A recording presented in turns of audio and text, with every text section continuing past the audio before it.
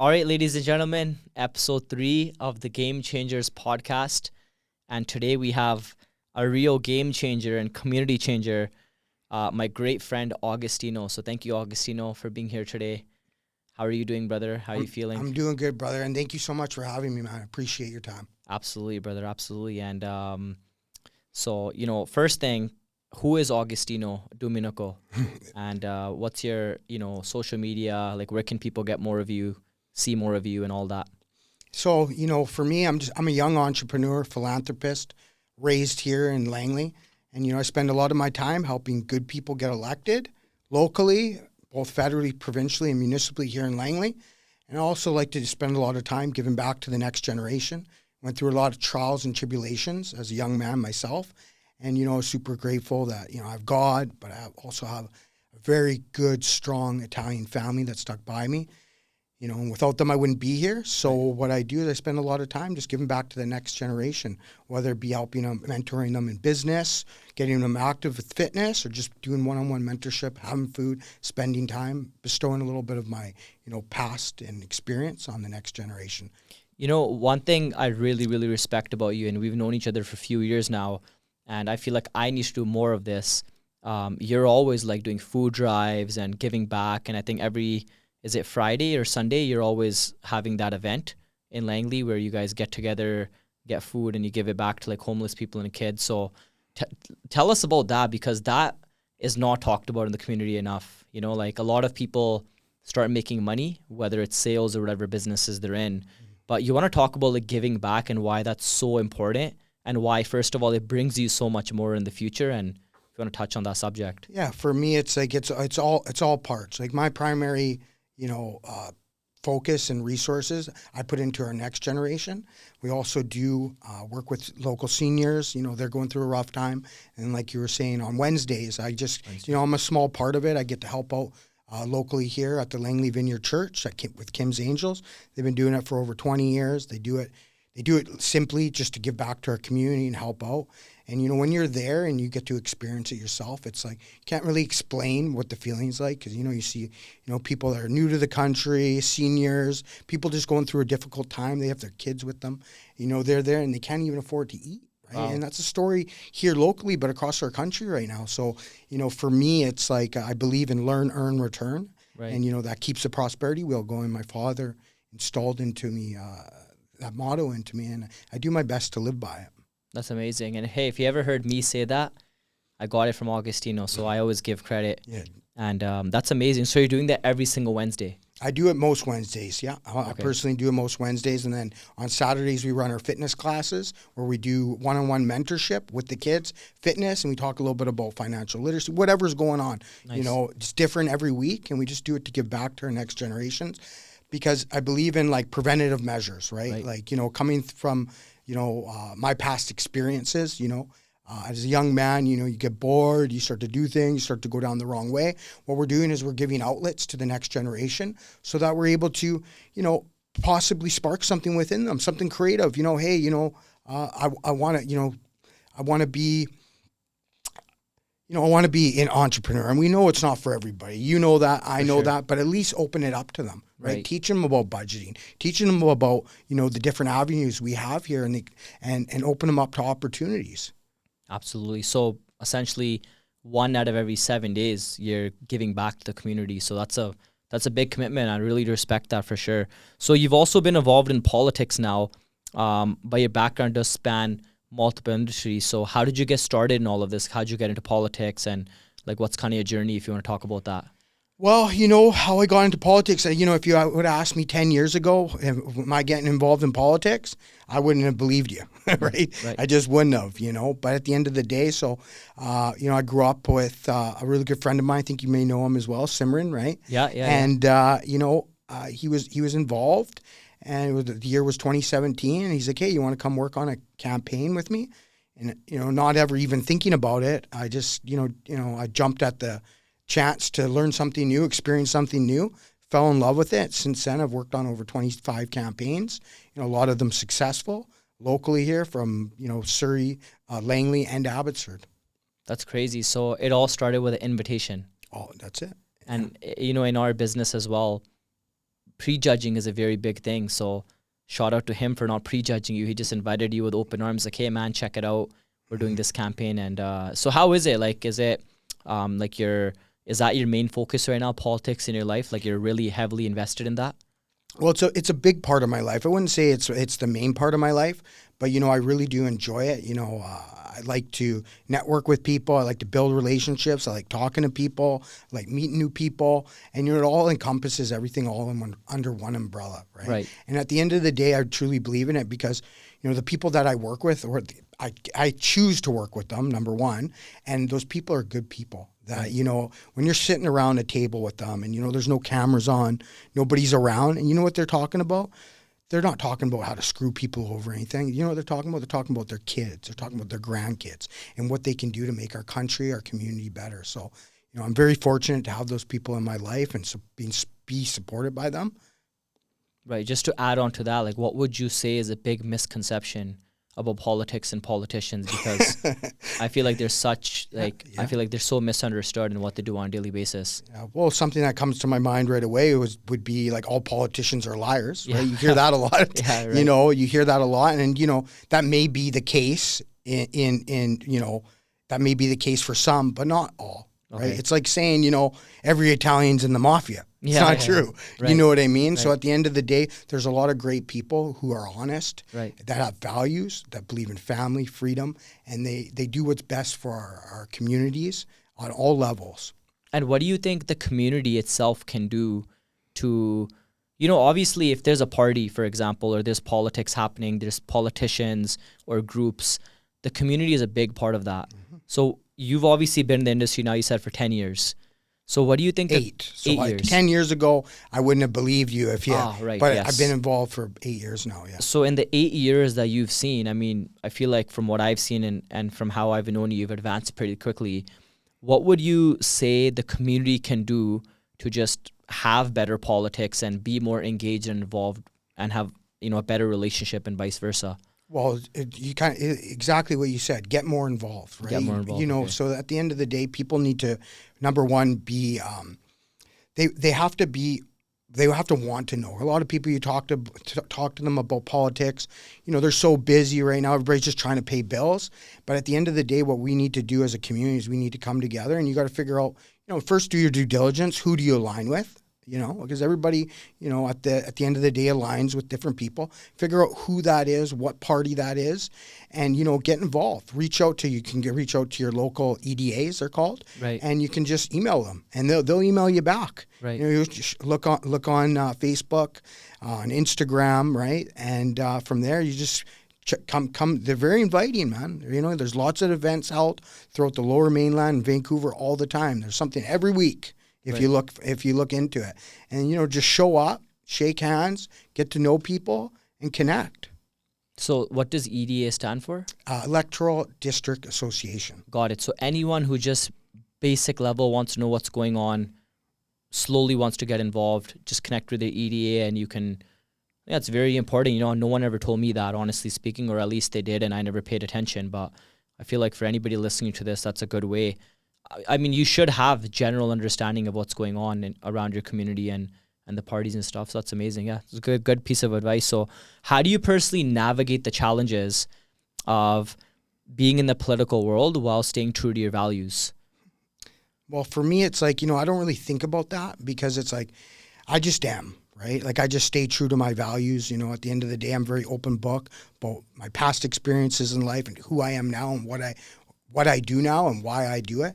So that doesn't really, for me, I don't think about that, if that makes sense, Right. And for me, I just do what's best. I believe in God and I believe in doing what's right for our community, no matter what party we are or what party we are, what level of government. I believe in working together because if there's people who are elected, Right. but not just people who are elected, people who are community leaders, people that are philanthropists, all the organizations throughout the community, we need to come together and do what's best for our community, not fighting each other because of I support this person or you support that person. We need to do what's right for our community and come together to help others. do you feel politics has changed since the 90s, early 2000s, mid 2000s, and now what it is? Or Oh, like how 100%. Yeah, it's just a lot more polarized, right? It's a lot more divisive, okay, and it's just fear. It's full right, of fear. Everything, you watch on, news is they're just trying to put fear into you, right, divide us as people rather than, black versus white, young versus old, right. gay versus straight, Yeah, anti-vax versus pro-vax. Like these are all divisive yeah, so things, true. and at the end of the day, it's a very simple tactic. It's divide and conquer people. Mm-hmm. As soon as we, as a community as a whole, realize, hey, you know what, we're all the same, and we all want our community to be better, our country to be better. That tactic no longer works. Mm-hmm. Will we ever get there? I don't know. Things have gone so far, Right. this way and that way. I don't know if we'll ever get there, if that's even possible. But that's just my own personal belief. Right. So social media, you'd say, has a big, big part of that. Of course, Right. that's where like do you watch the news anymore? I never honestly have gotten Yeah. involved, Yeah. to be straight up with you. 100%, and that's like a lot of people. So I think a lot of people are using the influencers they follow, the politicians they follow, Right. any sort of person with information. That's kind of where we get our information from, is the internet now. Right. Okay. So it's literally whatever's portrayed on the media that's to swing people this way and that way. Oh, I believe it's biased. Yeah, Okay. I believe it's 100% biased. Yeah. So now social media is a big, big way to advertise nowadays in politics. So what was it before, like in the 90s and early 2000s? Was it like flyers, campaign ads, or door to door? Or That's all still relevant today. All that stuff, everything that you talked about is very relevant today. We still do all that. Okay. But yeah, I think, it would have been more, by the time I got into it, we were using social media, but it's everything: flyers, ads, radio, interviews like this, door to door. It's huge. That's, at the end of the day, it's like connecting with the community, with the people who live there. And from there, you can see where they stand. Right. So ultimately just getting yourself out there and just people know what you're doing and what you're all about. Exactly. That's amazing. So you've had experience in multiple industries before. Mm-hmm. So what are some things that you've learned over time, some lessons you've learned that apply all across the board to everything that you do? Never give up. Never give up. And never give up. And I don't want to sound cliche because, probably a lot of people say that, but there's a difference between saying it and doing it. Because Right. when everything's working against you in life sometimes, and you can't see a way out, you got to have faith. You have to pray. For me anyways, right? You have to have faith. You pray. I pray. And from there, you just got to, you cannot give up, because that's a part of life, Right. And I'm sure you've experienced, I know I've experienced it. If you want to make it in this life and you want to do something, you're going to fail. It's just the way it is. Mm-hmm. And you have to be okay with that. And, when we fail, you don't take it as, hey, I'm a loser, any of that. You just move on to the next opportunity. You pivot, you adapt, and eventually you keep hitting, and eventually, keep swinging, and eventually you're going to hit something. It's just the way it works. For sure. Do you feel like people's mentality towards failure and action is a lot weaker now than it used to be? 100%. It's why it's like, I say this, and I don't say it all the time, but it's true.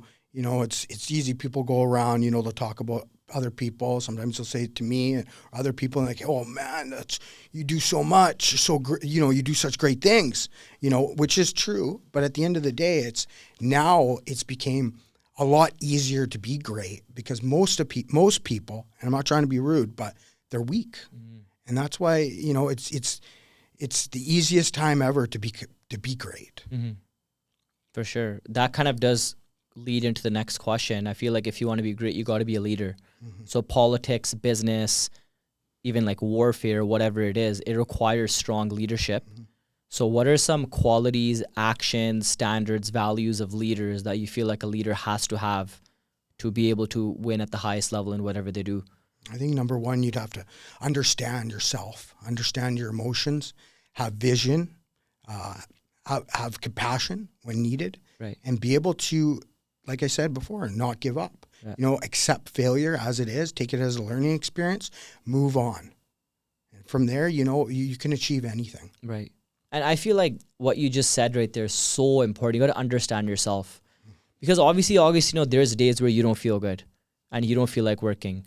But in those moments, like if you were to give some insight to the viewers, do you just like, you know, cuddle up and hide and not talk to anybody and put your phone away and, you know, ignore your problems? Or is it like self-talk? I don't believe in that. I don't believe in hiding and, you know, not getting out of bed and not doing what I need to do, because I believe in, you know, we all go through challenges, and especially right now, no matter what you're doing, with everything that's going on, it's a very challenging time. Right. You have to keep a good appetite for life. Okay. So when everything's going hunky-dory and life is good and earning lots of money and everything's lining up, you know, there's, you know, time, not all the times are going to be like that. So that same appetite you had when everything was hunky-dory, when everything's going against you, you need to keep that appetite for life.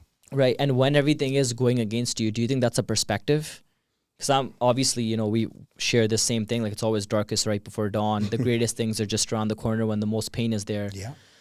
So what do you think people can do to shift their perspective? Because you've probably seen that one picture where it's those two guys mining for diamonds. One guy just turns around and the other guy's coming in with steam. Yeah.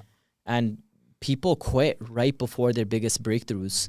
That's like, there's people listening to this that are probably just about to quit, that if they just keep going, they can get to where they are. So any examples of like how you navigate that and just keep yourself going? Like, do you think about your future? Do you just count your blessings? I know a lot of successful entrepreneurs have different ways of doing that. Like, if you were to talk about, go into that a little bit. I pray a lot. You pray a lot. Okay. So But, you know, but prayer is one part of it, but also you have to have a direction on where you're going to go, you know, and you have to be able to manage your time. Right. I think a big part of it, you know, what we do here is like, we can, you know, humans, we can get so caught up and pulled in all these different directions that we need to have laser focus on what it is that we want, make a plan of action. If things don't work out, well, then you pivot, you adapt, you move forward, you accept those challenges. And from there, you know, it does work out, you know. So for you, it's gratitude, like prayer, gratefulness. Of course, every morning. I start my day every morning, read the Bible, pray, be grateful for what I have, even in the times that, you know, it looks like everything's turning against me. But like you said, you know, those are the times that shape us and forge us into who we are. You know, it's like, you know, I can think back about my past, you know, 10, 15 years ago, 20 years ago, all the things that I've experienced, you know, and, you know, I could take it and be like, oh, man, poor me, you know, poor me, oh, this happened to me, I did this, I wasted all that, and all this stuff wasted time. But at the end of the day, I'm extremely grateful for that experience that I had, even though in the time, it was hell. It was absolute hell. Right. Caused by my own doing, okay, which a lot of it usually does. And of course, you know, certain things happen where, you know, you can't control certain things. But at the end of the day, that was my own doing. But it made me everything I am today. Taught me how to sell, taught me how to network, taught me how to stand my ground when I need to. Above all else, though, it taught me compassion for humans. So I wouldn't change anything. Right. And going into that, that's such a good way of looking at it. It was experience that taught you those lessons for where you are now.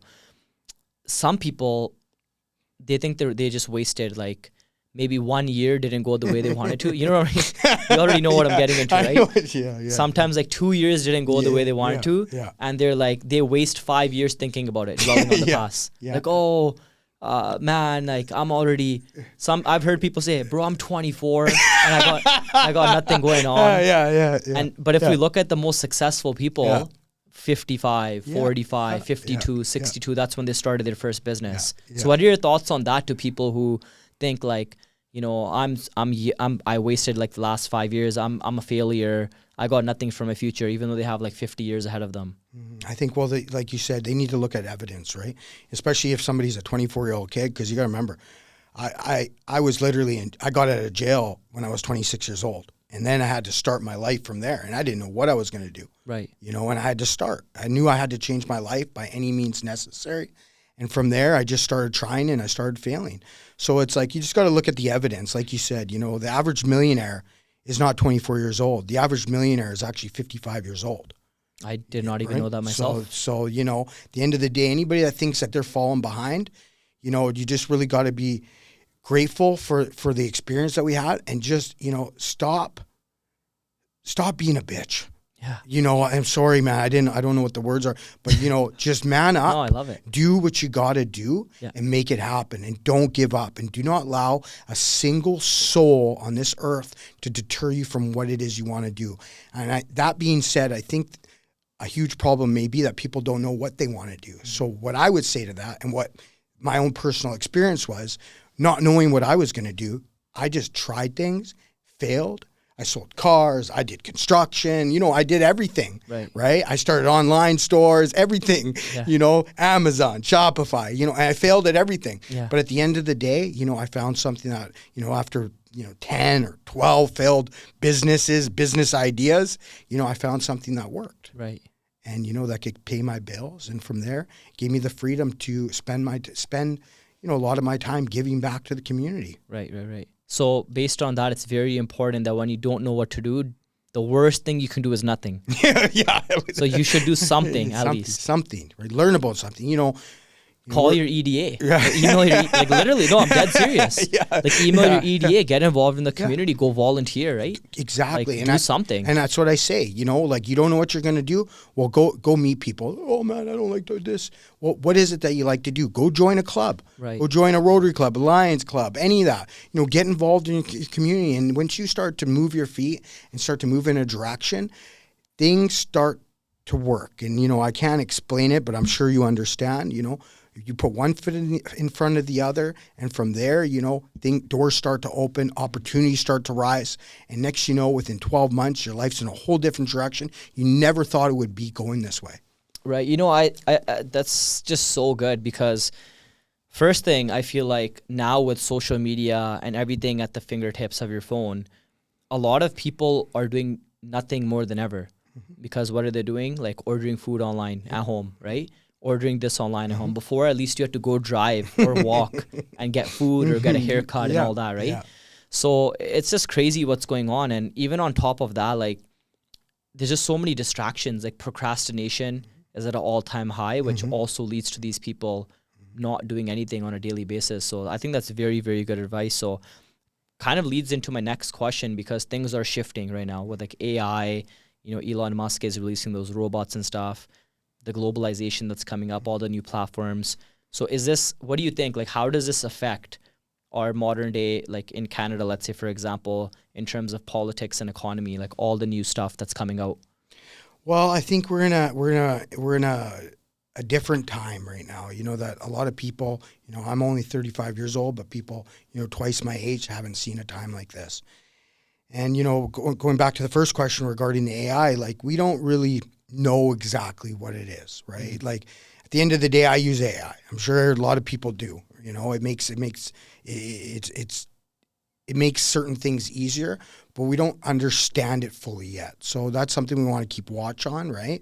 And figure out, like, hey, you know, which way are we going? Like, these things are essentially, like, you know, the world's changing so fast, man. In 5 years, AI is going to replace a lot of people. You know, because I know software developers right now that are developing AI to make software developers obsolete. And I'm like, that's kind of like, you know, at the end of the day. So, you know, things are moving fast. I see a lot of opportunity coming because, like I was saying earlier, like, there's a lot of challenges right now. And from there, you know, it puts people into fear. So if you got a little bit of balls and you can sit back and watch and wait for the right opportunity, I personally believe there's going to be a lot of opportunity coming up. But we also have to be mindful of, like, you know, we haven't seen a time like this. Especially me and you guys our age, we've never seen anything like this. Absolutely. And, you know, to speculate on exactly what's going to happen, like, you know, I don't have a crystal ball, because if I knew it was going to happen, I'd bet my whole farm on it. You know, but I don't. Right. So all I got to do is just keep learning, keep adapting, you know, solving problems. Yeah. So adding on to that, what should everyday people, like, be paying attention to that you feel like they're not paying attention to right now? Well, you know, like I said, like, you know, a lot of this stuff that's going on right now, the challenges that we're having is based on policy from current leadership and governments, both provincially, federally, municipally here. So I would say start doing your due diligence, start getting involved, because the voter turnout is low, especially in local politics, municipal. So municipal is, for those who don't know, your mayor and city councilor and school board. Like, Have you ever voted for those guys? A mayor? Probably. Yeah, for sure. You have? I'm pretty involved. Okay, yeah, yeah, bro. okay, good for you. I'm just saying, Yeah. a lot of people, Yeah. our age, never have. Like, Right. I remember I worked on a campaign. I'd already worked on a campaign, and I still hadn't voted for mayor and council yet. Crazy. So a lot of people like our age, younger and older, don't get involved because they think like, they say, oh, my vote doesn't matter, yeah. all this stuff. It's just a perception of reality. But all levels of government shape our communities. And I think that we need to get more involved, figure out where our values align with, and just do your due diligence and make sure to get out and vote. Absolutely. And I used to say that my vote doesn't even matter. And I'm just grateful for my parents. They'd always say, hey, like, this is your city, this is your community, take the time out and, go and vote. So they kind of, instilled that mindset in myself. So now whenever that does come up, like all the voting and all that, I'll be honest, like I still vote even though I don't really know like the candidates or what's going on, but I do my part and like make the voting happen. So I feel like that's something. It's something, yeah. It's something that most people don't do. Yeah, it's something, right? But it's definitely good to be educated on who we are voting for because at the end of the day, sometimes, we just kind of go with the flow when sometimes we need to we have to go against the flow. We have to create change. Right. And how we do that by, governments don't get voted in. They get voted out. And like, as you see right now, a lot of the political landscape has become very divisive and, things are changing. But I believe, a lot more men and women are becoming more conservative minded because at the end of the day, we need change, and I think that starts with just getting involved, get out to vote. Yeah. And I heard this many times, either you can change with a decision of your own, or you're going to eventually have to accept the change that's going to happen around you. It's true. So I'd rather make the decision to change than, just be a victim of our circumstances. So if I were to ask you, like, people nowadays, there's still some solid-minded people who really want to make a big difference, whether it's in business, politics, life, leadership in general. Where would you say is the best way they can start? Like, what's the best journey that they can start on to do that? Well, I think you kind of answered it in that sentence. It's to just start. At the end of the day, like we were talking about earlier, procrastination, right? At the end of the day, find out what it is that you want to do or what avenue you want to take and just start. There's never a right time, and like, hold on, I don't want to, timing is something, but at the end of the day, if we're waiting for that right time, a lot of the times, what'll happen, it'll just pass you by. And then, like you say, a year will go by, 2 years will go by, and people will be in the same spot they were 2 years ago.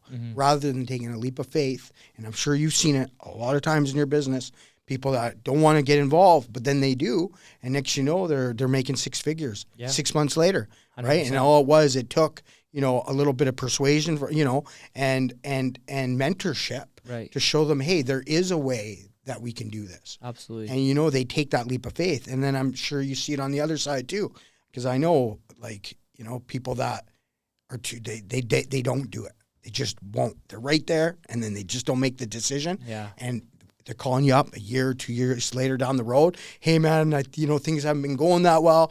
I want to give it a shot now. Yeah. Yeah. Right, for sure. Absolutely. It's crazy because sometimes the timing is just not right for someone. So I feel like your state of mind has to be in clear to be able to make those, waves and decisions. So one thing I want to add in that you talked about and ask you about it, environment mentorship, very, very important. So how would you say, like obviously you mentioned you got out of jail at 26, like talk about the change in environment, like first when you're a youth, teenager to, a young man in your 20s, and now the people you're surrounded yourself with now, and how like it makes such a big and positive difference. Well, I think, to the short answer would be like, in my past, I was a part of the problem, and now I'm part of the solution. Wow. Right? And being a part of the problem for so many years gave me a perspective on life, on how to do things, and how I can create change. Right. So just people who are kind of up to no good versus people who are thinking, hey, what can we do? How can we grow? I feel like versus answering questions versus asking yourself good questions. It's a very, very big thing. No, it's important. So, obviously you've accomplished a lot up till today. Like, what still drives you? What keeps you motivated, inspired, excited, enthusiastic? Well, I love what I do. You know, I wake up in the morning, I love everything, every part of my life, whether it be politics, philanthropy, business. You know, I'm extremely grateful that I get to experience this life. And, you know, I believe like, you know, I'm 35 years old. I'm literally still just in infancy to where I can go. And for me to get to where I need to go, I have to keep moving. So powerful for everybody listening. He just said, I'm 35 years old and still in infancy for where I can be. So we talked about this early in the podcast. Like for anybody thinking that, oh, I wasted so much time doing this, never too late to start. Never. Right? Never too late to start. Question for you. You said, I love everything I do today, but you also mentioned earlier that you never would have thought you'd been in politics. So I feel like, you know, do something you're passionate about, do what you love. I feel like that doesn't really get you anywhere, but the love and passion develops over time. It develops over time. You want to talk about how, like, in the early stages, I'm sure you didn't love politics from day one. There's probably parts of it that you love, but there's also parts of it like, okay, I'm really going to have to get better and adapt myself if I really want to take this ride to the next level. So what would you say to people who start things, it kind of doesn't go the way that they wanted to and they just quit, versus stick around, you know, fall in love with the painful work, which eventually you'll start to appreciate and love later on? Yeah, so for me with politics, you know, to say that you love everything about everything is just like, I don't think that it doesn't work like that. But at the end of the day, I really did enjoy it because the experience that I had, and you got to remember, like, it was a volunteer. I wasn't getting paid. Wow. You know, so. For how long? What do you mean? Like, how long were you not getting paid for? Like, for when you work on a campaign, bro, you don't get paid. I don't want to. Like, ever? Never. Wow. You just do it to. So you're literally a volunteer. You're literally volunteer, bro. You literally do it because you believe in the people that you're helping. So for like years. Years. Oh yeah. That's crazy. And not only do you not get paid, you spend a ton of your own money. Okay. So it costs you money, but it's the experience. No. Yeah. It's the experience. You get to learn so much. Like, just for instance, like being able to connect with people from all different levels, all different walks of life. You get to learn how to communicate with them. You get to learn what they're about, you know, what intrigues them. So it gets you starting to learn about things that you never would have learned about before. Did you ever complain? Like, oh my God, I'm spending so much of my own money. Never. What do you think about complainers who do that? Well, I think a lot of the world complains about stuff, and, you know, I think everybody does it at some point in their life. But at the end of the day, man, that doesn't get us anywhere, you know. Right. It really doesn't. You know, and we can complain. We could be complaining about the snow right now. Mm-hmm. We got a ton of snow out there right now, and we're here right now on a Sunday evening doing a podcast, right? So we can always find things to complain about in life, but you know what? At the end of the day, we just need to find out what it is that we're grateful for. Right. So we can keep moving forward, man. So, of course, you had some difficult times, like, on that journey. Was there, like, a big bro, like a mentor that you had that... Because myself in my business, you know, I personally have a couple individuals that, you know, there's high pressure times that come up, okay? And I would just call them like, hey, man, like, hey, bro, I'm not complaining, but like, man, this is how I'm feeling right now. This is what's going on. And they would just always say, bro, it's all good. Just keep on going, keep chugging along. Yeah. And then like 3 days later, I'd call them excited, like, thank you for your advice, bro. I'm so grateful for you. Did you have some people like that, or do you have people? Oh, lots of people, right? Different people in different industries, family, friends, and, you know, at the end of the day, sometimes people, you can learn from anybody. So it's like people that you just connect with randomly. It's like how we connected. Mm-hmm. You know, there's always something you can learn from somebody, and I think a big part of it is understanding like it's okay to ask for guidance and help. Right. I think sometimes our ego may get in the way of that. But it's like, because it shows vulnerability. Mm. It shows, hey, man, I don't know what I'm doing. Right. I need help. Can you help me? Right. And people, it's extremely difficult for some people to do that. But for me, it's like, you know, there was times like, you know, I would never get vulnerable with somebody because I'd be like, this guy's talking to another guy. You're a pansy or something, yeah, right? Yeah. But you know what? Until I changed my mindset, which is only, you know, a few years ago, where I was able to become, you know, be around men, be vulnerable, ask for advice, my whole life changed. Mm. It's probably one of the best things I've ever done in my life is being able to, be vulnerable. Be vulnerable. Honestly, bro, same here. Mm. And I feel so sorry for people that, you know, they would do way better if they would just be more vulnerable, but they try to have like that, I'm the big guy, ego. Or I'm the big girl. It's ego, right? It's just so sad. It's ego, yeah. And, you know, it's ego, but it's also pride, right? Right. And we all have ego. We all have pride. you know, at the end of the day. But it's about, like we were just talking about, it's that initial step to being vulnerable with somebody, getting advice. And even if you're not going to listen to the advice, but just that step and being able to ask, for me in my life, it's changed my life completely. I always believe these things like ego, pride, trusting someone, it's all multidimensional. I agree. You got to have ego in certain situations. You got to not have ego in certain situations. You got to have pride in certain situations and not have it. That's where I feel like people mess up. They just have pride in the wrong situations, especially in a mentorship, mentee manner. That's where you're not supposed to have ego, right? But when you're leading, like let's say you're talking in front of a group of people, maybe you want to display a little bit of ego and not that much vulnerability. But I feel like they get it twisted. So I agree with that, 100%. Yeah. 100%. It's all on understanding the situation and channeling it in the right way. 100%. Because it can become a superpower or it can be a weakness. Yeah, for sure. So obviously politics is a pretty high pressure environment. What are some tactics or some strategies that you use to stay grounded when you're doing your everyday, day-to-day stuff? For me, you know, I'm good under pressure. You know, I love pressure, but it's just my morning routine, man. I wake up, I read the Bible, I meditate, I hit the gym, and you know, those things set the tone for my day. How do you feel when you don't do that on a day? Oh, I feel off.